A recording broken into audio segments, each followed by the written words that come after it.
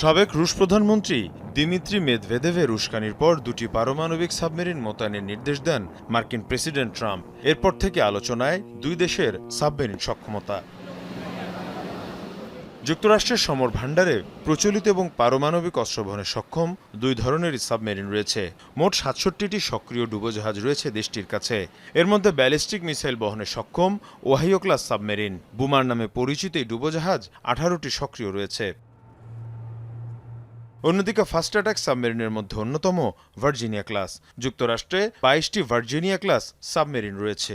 অন্যদিকে Los Angeles class submarine রয়েছে ২৪টি।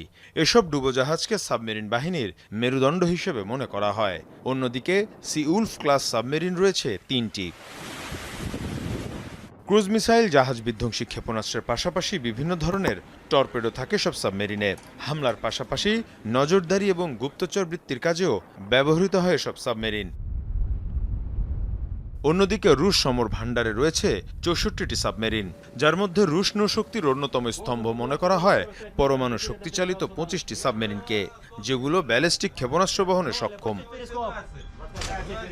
এর পাশাপাশি রয়েছে ডিজেল চালিত ২৩টি সাবমেরিন। এছাড়াও বিভিন্ন সক্ষমতার ডুবোজাহাজ রয়েছে রাশিয়ার। ইউক্রেনে অভিযান শুরুর পর থেকেই উপকূলীয় এলাকা সহ সংবেদনশীল বিভিন্ন অঞ্চলে মোতায়েন করা আছে এসব সাবমেরিন।